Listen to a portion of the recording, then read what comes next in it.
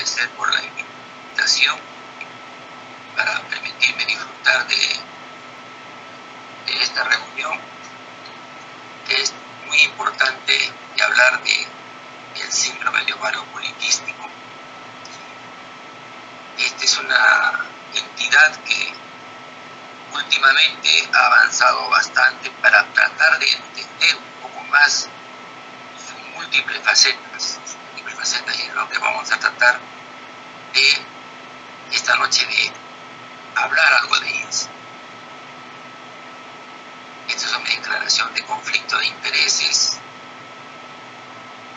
Yo recibo honorarios por mis charlas, y esta exposición es de mi estricta responsabilidad, basada en información científica actual y mi experiencia profesional.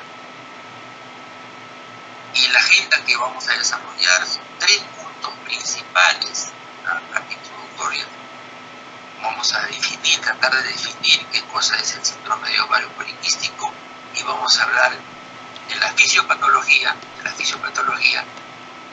para ver cómo esta se enlaza, y tenemos nosotros unos objetivos de aprendizaje. Los objetivos de aprendizaje están dados en que si nosotros sabemos que es una entidad que se caracteriza porque la mujer está más androgénica, entonces, ¿qué es lo que sucede? ¿Qué es lo que sucede con estas mujeres androgenizadas, sobre todo a nivel cerebral? ¿Qué pasa con el cerebro de estas mujeres que están androgenizadas con el síndrome de ovario poliquístico? Entonces, ¿cuáles son las consecuencias reproductivas de este comportamiento? Y tratar de esbozar nuevos hallazgos con respecto a la genética del síndrome de ovario poliquístico, y que puede ayudarnos a refinar los criterios de diagnóstico y los enfoques de tratamiento. Como ustedes podrán observar, son 3 preguntas muy importantes que nos van a sacar un poco de lo que venimos hablando en los últimos años. Sabemos nosotros de que a nivel del sistema nervioso central hay concentraciones elevadas de andrógenos, concentraciones de esteroides elevados. Entonces, estas concentraciones elevadas de estos esteroides está dado por el ovario por un lado, y también el otro lado por la glándula suprarrenal. Entonces, es a nivel del hipotálamo donde se produce una secreción de la GnRH. Esta GnRH va a hacer que, como estamos en el síndrome de ovario poliquístico, va a hacer de que se libere mayor cantidad de LH y menor cantidad de FSH. Menor cantidad. Como la FSH está en menor cantidad, que la LH está predominando, entonces hay una serie de folículos que se forman. Por otro lado, tenemos la resistencia insulínica. Esta resistencia insulínica que va a estar es a nivel ovárico primero, y luego va a ser a nivel muscular y luego a nivel hepático. Hay una biodisponibilidad extra de estradiol, hay una testosterona biodisponible incrementado, la somatomedina está biodisponible porque el hígado está sintetizando la somatomedina y está sintetizando la proteína que transporta la IGF-1. Entonces, la suprarrenal también me está ayudando a la generación de andrógenos. Entonces, los andrógenos totales, tenemos 2 vías. Los andrógenos totales aquí, donde se juntan los andrógenos de la suprarrenal y la del ovario. Y el ovario también va a emitir testosterona como tal. Estos andrógenos tienen 2 vías. Una vía es que va a ir periféricamente a nivel de la piel. Entonces, tenemos nosotros a algunas mujeres que lo primero que se presenta es el acné, el incremento de vellos. Tenemos el acné en espalda, el incremento de vello en espalda, en el pecho, a nivel de los muslos. Y entonces esto va a estar en primer lugar dado por una aromatización que primero se forma estrona, y que por efecto de la 17-beta hidroxiesteroide de hidrogenasa va a generar estradiol. Pero también testosterona también se va a transformar en un compuesto de mucha más potencia, porque esta testosterona, comparado con la dihidrotestosterona, es menos potente. Entonces la 17-beta hidroxiesteroide de hidrogenasa que va a hacer, va a transformar a la testosterona, que está también siendo transportada por la SHBG, y por efecto de la 5-alfa reductasa se convierte en dihidrotestosterona. Y esta es la que produce la mayor parte de los efectos metabólicos esteroideos en la mujer. Pero esta expresión del síndrome de ovario poliquístico lo tiene toda la vida. La tiene desde la mujer gestante y el producto. Porque en el producto vemos nosotros, si se trata de, estamos viendo el producto, pueda que la sea grande para la edad gestacional, pero también porque sea pequeño para la edad gestacional. Pueda que se vea también en trastorno a nivel de la madre, tener una diabetes. Algunas niñas que nacen con alto peso al nacer van a tener una obesidad antes de los 8 años. Y esto va a hacer que tenga una puberquia prematura. Ya en la etapa de adolescencia tenemos lo que más molesta es el acné, la menarquia temprana, el hirsutismo, los trastornos del ciclo que son muy frecuentes, el dolor y todo esto. Pasado esta etapa de reproductiva, viene la etapa menopáusica y la mujer todavía no termina, entonces tiene la mayor predisposición a tener un cáncer de endometrio, enfermedad cerebrovascular y no se aleja de la diabetes mellitus. La prevalencia del síndrome ovario poliquístico es muy variable, puede ir del 5 hasta el 21%. Mayormente se reporta entre el 5 y el 13%. ¿Y qué es lo que más vemos en estas mujeres con síndrome de ovario poliquístico? Que este es lo crítico, vemos infertilidad, trastorno de ciclo que va de la oligomenorrea, que entre el 85 y el 90% presenta. En la menorrea presenta entre 30 y 40% y hiperandrogenismo un 78%. De tal manera que estos puntos, infertilidad, oligomenorrea o amenorrea e hiperandrogenismo, es muy importante a la hora de definir el síndrome de ovario poliquístico. Entonces, el síndrome de ovario poliquístico está asociado con características reproductivas que van a incluir la irregularidad menstrual, la oligomenorrea, amenorrea. Características metabólicas que incluyen la resistencia a la insulina y factores de riesgo elevados para la diabetes mellitus tipo 2. Esta función ovárica anormal en mujeres con síndrome de ovario poliquístico se caracteriza por una selección deficiente de folículos. Este folículo dominante no llega a ser lo principal, sino que no llega a tomar un tamaño adecuado, de tal manera que hay un mayor número de folículos primarios y preantrales, y posiblemente debido a la producción elevada de andrógenos intraováricos. Esto es lo que ocasiona en el síndrome de ovario poliquístico. Siempre se ha hablado de cómo se va a regular la GnRH, porque lo que primero antes pensábamos, GnRH, vamos a tener como consigo la mayor liberación de LH y FSH. Siempre hablábamos de esa manera. Y quienes modulaban la liberación de GnRH eran los neurotransmisores, los neuromoduladores, los neuropéptidos. Y eso lo teníamos nosotros en las mujeres con características con hiperandrogenismo. Si era enfermedad tiroidea, no es ovario poliquístico, enfermedades adrenales, igualmente hiperprolactinemia.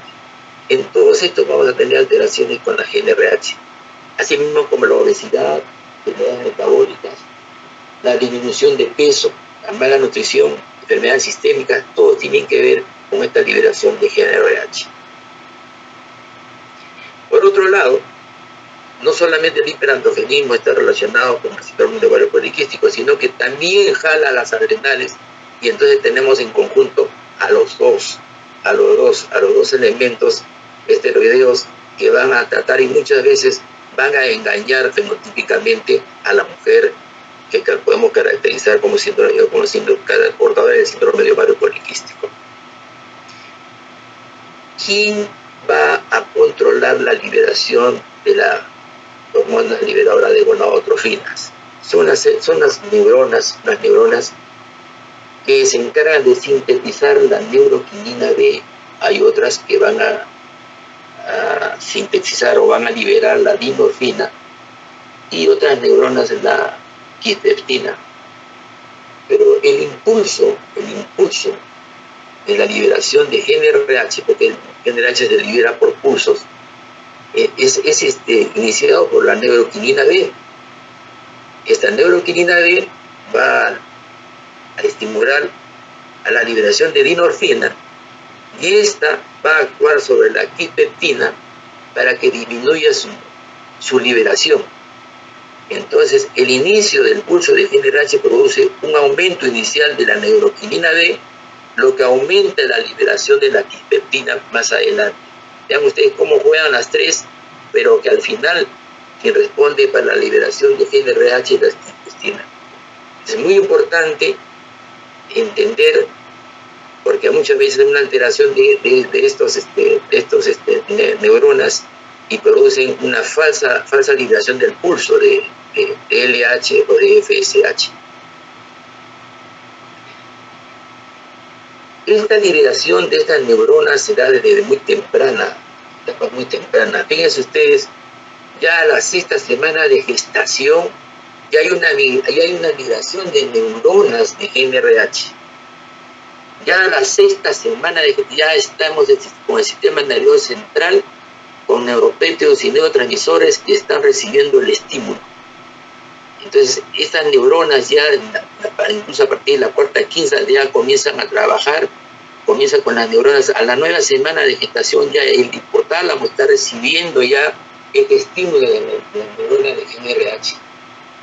Más adelante van a estimular y va a hacer que la pituitaria se encarga en ser estimuladas por la GnRH para la liberación de LH y FSH, que más adelante se verá con la gónada que está predominando, cómo va a trabajar con la esteroidogénesis.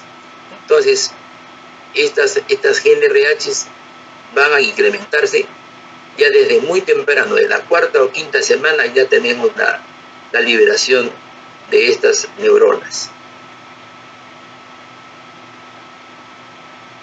Lo más importante en el síndrome de ovario poliquístico es la presencia de andrógenos.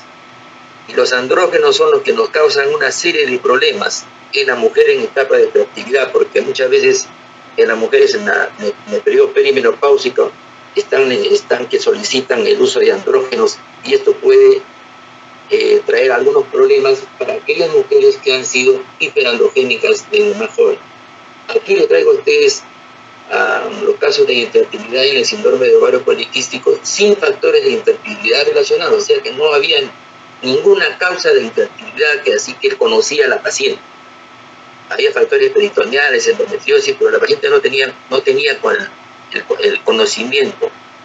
Entonces había andrógenos activos, pueden estar formando el tejido endometrial y generar que estos andrógenos locales y sistémicos puedan actuar sobre las células del endometrio.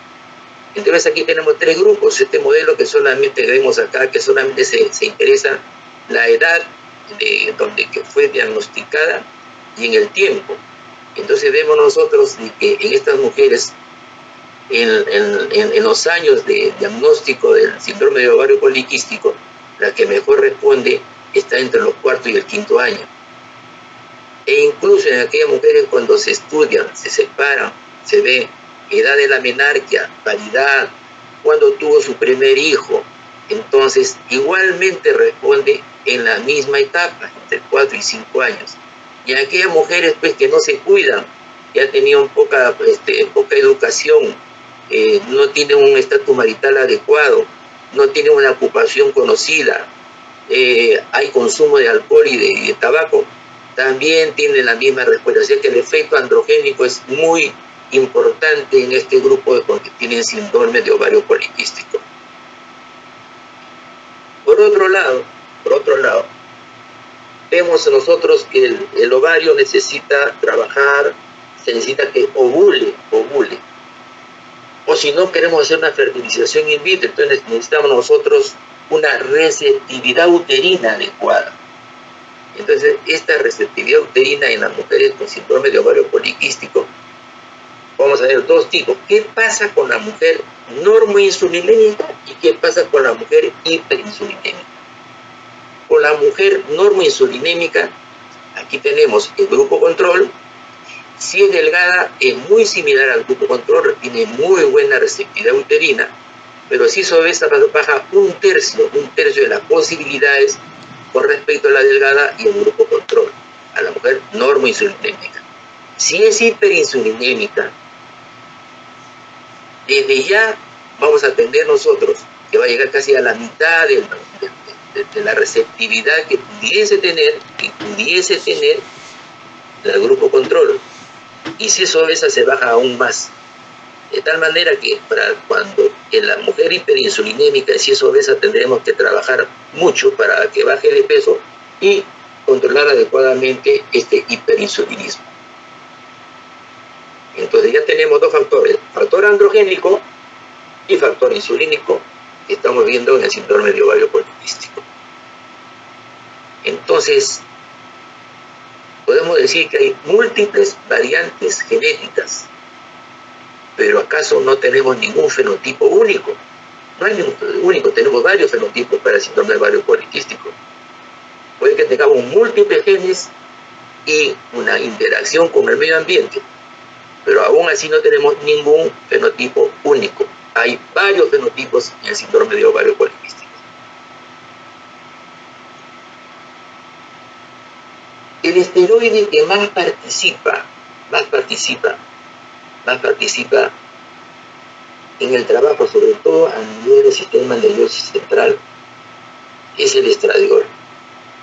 Ese estradiol, sea que actúe localmente o a través de proteínas, ejerce múltiples efectos en la región donde va a actuar y por distintos mecanismos celulares. No es un solo tipo, sino son varios los mecanismos celulares. Sí, esto es más visto o más sensible en el periodo perinatal. Entonces el estradiol promueve la supervivencia celular. Entonces va a controlar la muerte celular y la proliferación celular de las regiones cerebrales, pero por separado. Y muchas veces puede controlar neuronas, incluso en prejuicio de ellas mismas, de las neuronas que están liberando estos estrógenos. De tal manera de que su papel es muy importante, Las consecuencias duraderas de los efectos organizativos del estradiol pueden ser mediadas a través de cambios epigenéticos en el ADN y la cromatina en el proceso que son específicos de la región. Entonces tenemos que replantear ya la diferenciación sexual del cerebro. Debe haber una diferenciación sexual del cerebro. Se han estudiado anatómicamente los cerebros. Entonces, así la Universidad de Harvard ha encontrado de que comienzan a trabajar con el cerebro y ven a las distintas formas de presentarse, y se han dado cuenta pues de que hay partes cerebrales que son de mayor tamaño, de mayor volumen que el hombre, y que el hombre tiene algunas partes cerebrales que son mayores que la mujer. Quiere decir que los cerebros del hombre y la mujer son distintos, no son iguales, de tal manera de que hay muchas regiones que son proporcionalmente más grandes en mujeres que en los hombres, pero en las áreas donde los machos tienen mayor tamaño, van a trabajar de una manera divergente, y hay una diferencia en la habilidad cognitiva, diferente en la habilidad cognitiva del hombre y de la mujer. Entonces el tamaño de la región cerebral en adultos se va a correlacionar con la actividad de esteroides sexuales fetales.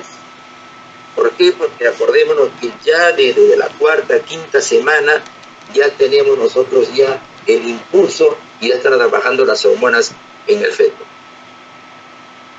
Antes era fácil poder y hablar, decir, bueno, la mujer tiene 11 cromosomas, 12 XX, el hombre tiene 11 como XY. Cuando se junta el hombre con la mujer, te puedo decir 22X con 22X sale mujer 44XX. Y si es varón, me sale 22X con 22Y, tenemos 44XY. Era fácil. Pero ahora vemos que esto no es así. Vemos que no es así, porque las cosas han cambiado a través del genoma. Y entonces, porque los fenotipos que nosotros vemos, este fenotipo es engañoso. porque la obesidad inducida por el estrés puede imitar a un síndrome de ovario poliquístico, solo estrés. Y cuando predomina el estrés, ambas gonadotrofinas van a ser bajas, la FSH y la LH. O sea, no va a ser tan androgénica, pero tampoco va a haber ovulación. Entonces puede haber que haya estrés con hipercortisolemia, va a enmascarar el síndrome de ovario poliquístico, que es un síndrome de ovario poliquístico mentiroso, y va a reducir el impulso de GnRH. Y por lo tanto, voy a tener menos ovulación. Y aquí viene otra cosa más para complicarnos la vida. Ya no solo tenemos las células carne, la tipetina, la eroquinina B, sino ahora tenemos el ácido gamma aminobutírico, que es que se está encargando de liberar a la GnRH con el incremento del LH. Entonces hay un mayor pulso de frecuencia. Y entonces esto se da con insulinoresistencia y se da con hiperandrogenemia. Y se da de manera similar, porque algunas son insulinoresistente moderado o insulinoresistente elevado, o hay una hiperandrogenemia moderada o elevada. Pero lo que tienen en común es la anovulación crónica. Entonces, el GABA también tenemos que estudiarlo para ver qué variedades tenemos para ayudar a la mujer con síndrome de ovario poliquístico. Entonces, las características reproductivas y metabólicas del síndrome de ovario poliquístico se debe a la alteración de la actividad GABAérgica central. Y esta función GABAérgica central alterada se debe a un hiperandrogenismo central. Eso es lo que vamos a ver. Según el metaanálisis del genoma humano, que se hizo en gran escala, el síndrome de ovario poliquístico en todo el genoma sugiere que hay una arquitectura genética compartida para diferentes criterios, o sea, no es uno solo, sino hay varios criterios, en los cuales presentan 14 variantes. 11 ya han sido descritas anteriormente y actualmente hay 3 nuevas. Estas variantes se van a asociar al hiperandrogenismo y a la regulación de la liberación de las gonadotrofinas. O sea, es importante el que nos demos cuenta y busquemos este hiperandrogenismo para ayudarnos a regular la liberación de la gonadotrofina en el síndrome de ovario poliquístico. Este es la parte del genoma donde se ven las 14 variantes. Vemos las primeras variantes, aquí tenemos en los 8 primeros, tenemos más o menos a nivel de los cromosomas 3, luego tenemos en el cromosoma 5, en el cromosoma 8, en el cromosoma 11, 12, 15 y 20. O sea, tenemos los distintos lugares de los que se ha podido detectar a estos genes. El análisis de regresión de la puntuación de desequilibrio de enlace reveló que las correlaciones genéticas con la obesidad, la insulina basal, la diabetes tipo 2, los niveles de lípidos y la enfermedad de arterias coronarias están asociados. Y esto ya es mucho más antiguo, tiene mucho más antiguo. Esto tiene como 11 o 12 años esto. Lo que indica que una genética compartida y arquitectura entre los rasgos metabólicos y el síndrome de ovario poliquístico. Cuando se ve la aleatorización mendeliana, sugieren que los variantes se asocian con el índice de masa corporal, sobre todo con la grasa, con la insulina, el momento de la menopausia, también va a haber, tiene que ver con la depresión y la calvicie de patrón masculino. Entonces, tiene que ver con este tipo el análisis que se hace en estas mujeres con síndrome de ovario poliquístico. Entonces, un simple variante genética puede que dé una simple fenotipo, pero también una simple variante genética no me va a dar un simple fenotipo, o sea que todavía no tenemos la cosa clara. Entonces, eso tiene como estamos observando, múltiples etiologías. Y cualquier explicación patogénica debe tener en cuenta todas las características cardinales. Características variables, poligenéticas, con presencia de alteraciones del ciclo menstrual, con o sin androgénesis activa en la androgenización, con trastorno del ciclo menstrual, todo hemos dicho. Entonces tenemos que tomar en cuenta siempre todas ellas, pero no podemos sacarlas ninguna.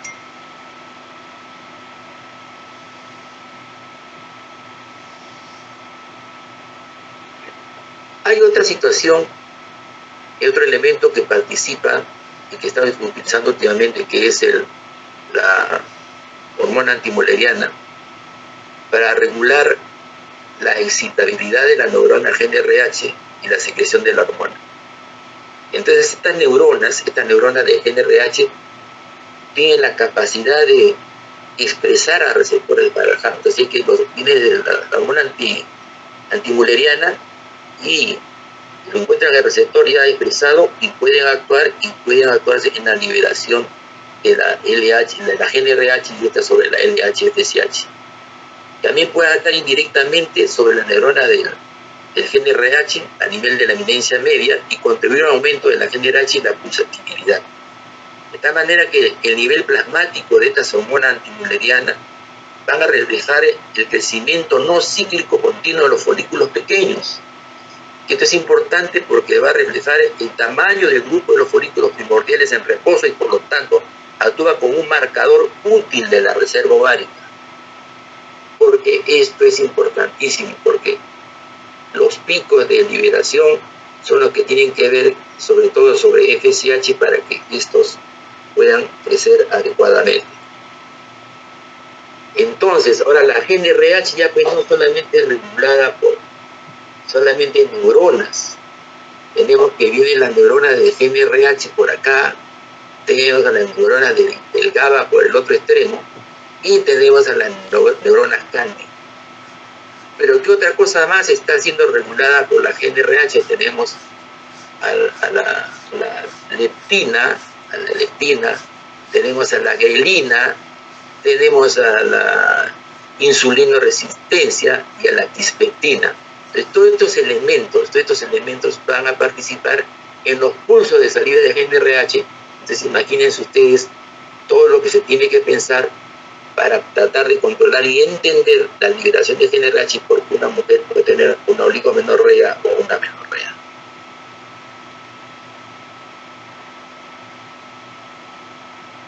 Las características reproductivas y metabólicas del síndrome de ovario poliquístico se deben a la alteración de la actividad GABAérgica, como estamos viendo, GABAérgica. Pero la función GABAérgica va a depender de la cantidad de andrógenos y de la cantidad de insulina. Más que todo, el que tiene mayor acción de las características hiperandrogénicas. Pero si la cantidad de insulina es muy alta, va a favorecer a que se una más a nivel del ovario la esteroidogénesis. Y eso va a aumentar mucho más. Hasta ahora, ¿qué embarazos podemos tener como fenotipos del SOP? Tenemos nosotros mujeres que no tienen síndrome de ovario poliquístico, tenemos ahí un riesgo relativo de 2.23 al 95%. Pero vean ustedes las que no son hiperandrogénicas, el riesgo relativo es 0.54. Y las mujeres ovulatorias pueden tener un riesgo relativo de 0.48. Para todos los gustos. Vamos a ver ahora qué es lo que pasa en el síndrome de ovario poliquístico, en aquellas mujeres que tienen síndrome de ovario poliquístico, en las mujeres eumenorreicas, son las que no tienen problemas. Entonces, ¿qué es lo que pasa cuando nosotros jugamos en el laboratorio agregando andrógenos? Vean ustedes, estas son las respuestas de las mujeres eumenorreicas. Vean ustedes cómo es una respuesta normal. Estas respuestas que vemos aquí, estas eumenorreicas, se da cuando hacemos que haga un incremento de andrógenos. Mira el incremento, cuando incremento de andrógenos, tanto en la mujer como ovario poliquístico, como en la mujer homonorreica, las respuestas son diferentes. Son totalmente diferentes. Si nosotros hacemos que se altere, aumentamos la frecuencia de liberación de GnRH y aumentamos la cantidad de testosterona, vean ustedes cómo en la mujer con síndrome de ovario poliquístico es totalmente la respuesta de la mujer homonorreica. Totalmente dispuesta. Entonces, el aumento de la secreción de LH y su unidad alfa en mujeres con hiperandrogenismo va a tener una distinta respuesta. O sea, lo que tenemos que controlar adecuadamente es la cantidad del andrógeno. Y si vamos a trabajar en la fertilización in vitro, tenemos que trabajar lo más antes posible para no malograr el proceso de fertilización. Aquí vamos a ver los distintos tratamientos. Aquí tenemos la mujer eumenorreica y los poliquístosis ováricos. Es el patrón de pulso de LH que estamos acá, que la mujer que tiene síndrome de ovario poliquístico con hiperandrogenismo. Vemos nosotros que son diferentes. Entonces aquí se le dan anticonceptivos orales y vean ustedes cómo las mujeres eumenorreicas bajan la cantidad de la liberación de LH y FSH. En la siguiente lámina voy a ser más claro en esto. Se emplea flutamida para disminuir la cantidad de andrógenos aquellas que tienen acné y sutismo, y vean ustedes cómo la flutamida restaura la sensibilidad del generador de pulso de GnRH que está acá en la mujer con ovario poliquístico, y esto inhibe, por ejemplo, el estradiol y la progesterona. Muy bien esto. Y lo que no tenemos respuesta es utilizando metformina. La sensibilidad no me genera el generador de pulso de GnRH si yo utilizo simplemente metformina. Un trabajo muy interesante de Sara Berga. Aquí tenemos la supresión ovárica del síndrome de ovario poliquístico en aquellas mujeres eumenorreicas y usando anticonceptivos. Vean ustedes cómo se está usando estas mujeres ovario poliquísticas, estas son las eumenorreicas. Vean ustedes cómo con el uso disminuyen, pero siempre la que tiene el ovario poliquístico lo tiene mayor. FSH igualmente.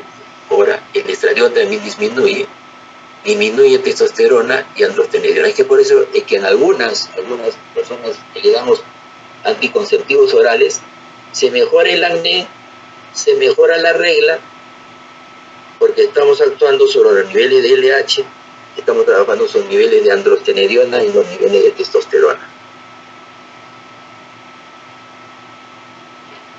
Aquí es para ver la patogenia del síndrome de ovario poliquístico en varios estudios. Estos estudios que no se ven muy claros y les pido mil disculpas. Este se ve en la etapa folicular temprana, es esta. Esta es en la etapa folicular media. Aquí vemos estas en las mujeres jóvenes, y este es en la mujer obesa. ¿Qué es lo que tienen en común todas estas? Es que el número de mujeres de LH es mucho menor en las mujeres eumenorreicas que en las mujeres con poliquístosis ovárica. Siempre el andrógeno es el que nos desarregla el pastel.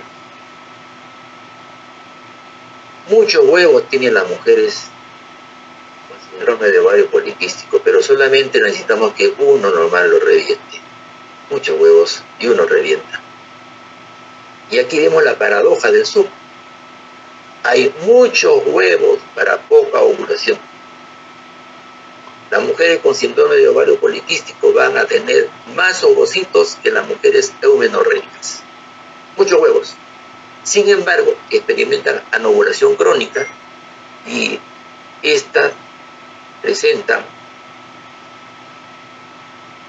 niveles bajos de FSH. Entonces el FSH al estar bajo no llega a tener un nivel adecuado para que los folículos sigan creciendo y se puedan mantener. Y por otro lado, las bajas concentraciones de FSH va a provocar una hiperestimulación ovárica. Vean ustedes, cuando es normal la FSH debe ser mayor que la LH en la etapa folicular. Entonces este FSH alto va a trabajar sobre el folículo y esto va a permitir que este folículo crezca. Tenemos el folículo primordial. Esta cantidad de LH más adelante vamos a tener presencia de estradiol, que va a participar en el crecimiento del endometrio, y más adelante la progesterona. Entonces, por lo tanto, la paradoja del SOP, mucho huevo, poca ovulación.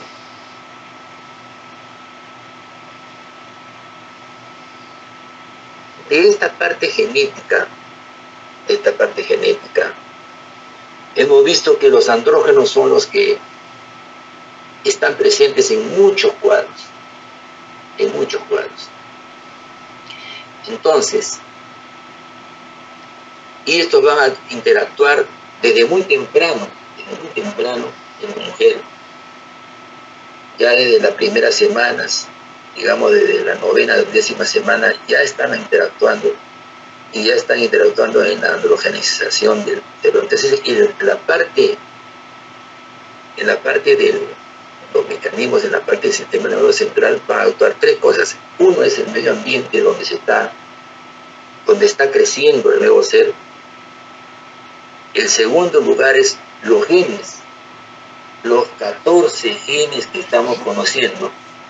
Y el tercer lugar es el resultado de estos genes a nivel hormonal.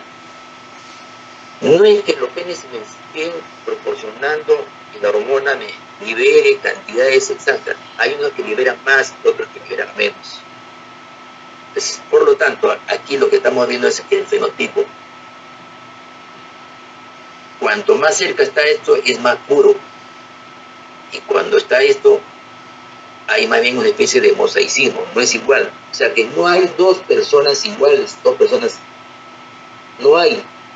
Hay diferencia, hay personas que ustedes ven son de carácter más fuerte, presentan mayor cantidad de acné y son hermanas, todo. Entonces aquí participan lo que comen, lo que hacen, lo que el gen le está haciendo y sus hormonas. Igual se da para el varón. En el varón también hay varones que su manera de pensar es una manera de pensar un poco delicadita, otros son muy fuertes, muy agresivos, y eso también depende de el medio en que vive, cuánto de hormonas están recibiendo desde que nace y el medio ambiente. Entonces las diferencias del sexo son generalizadas y no se reducen a circuitos neuronales y reproductivamente relevantes.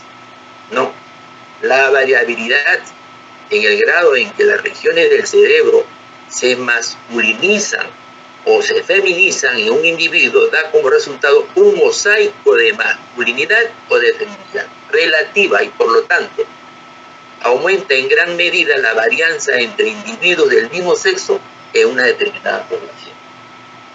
O sea que pueden haber un salón 100 mujeres, pero las 100 mujeres no actúan igual, actúan diferentes. El SOP es un ejemplo entonces de la neurodiversidad incluida en una neurodiversidad de género. Vean ustedes esto, acá están Nayuska, estas son, uno vienen dentro de esta viene dentro de esta viene dentro de esta y así. Estas sí actúan las distintas neuronas en el organismo.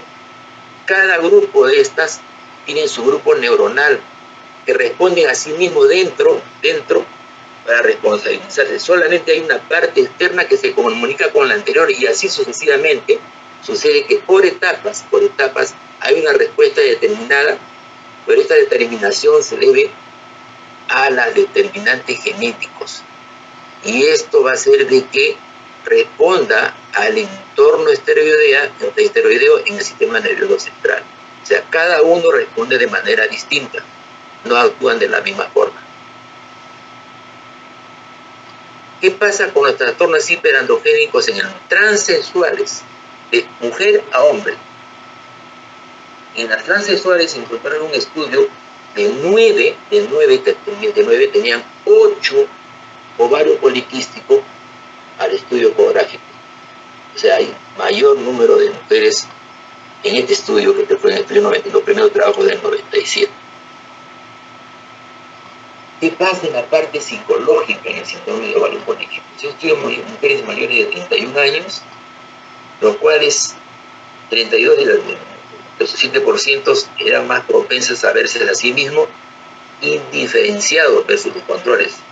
Eran indiferenciados, no estaban, eran indiferenciados, no eran completos. 18 del 33% al menos probabilidad de identificarse como femeninos. Y es más probable que lo vean como androgénicos. La mujer con síndrome de ovario poliquístico reportaron tener menos pérdida de la felicidad, eran menos conformes con el género y había una tendencia bisexual. Utilizando un registro nacional en Suecia, se evidenció que el síndrome de ovario poliquístico corre un riesgo de presentar bulimia, trastorno bipolar, trastornos depresivos y de ansiedad, trastorno de la personalidad, trastorno del espectro autista.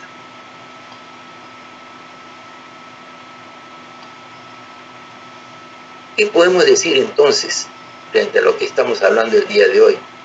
El síndrome de ovario poliquístico es un trastorno genético complejo con etiología poligénica. La androgenización de los cerebros de las mujeres con síndrome de ovario poliquístico resulta en disfunción reproductiva y puede afectar la identidad de género y la orientación sexual. Dada la complejidad del desarrollo del cerebro, el género debe verse como un espectro, un híbrido, un mosaico de características consideradas por las culturas como masculinas y femeninas en lugar de una categoría. Tanto la infertilidad como la diversidad de género tienen consecuencias psicológicas para los individuos, las familias y la sociedad. Deben ser reconocidas y manejadas para una mejor salud mental en general. Y muchas gracias por su atención. Estoy para cualquier pregunta.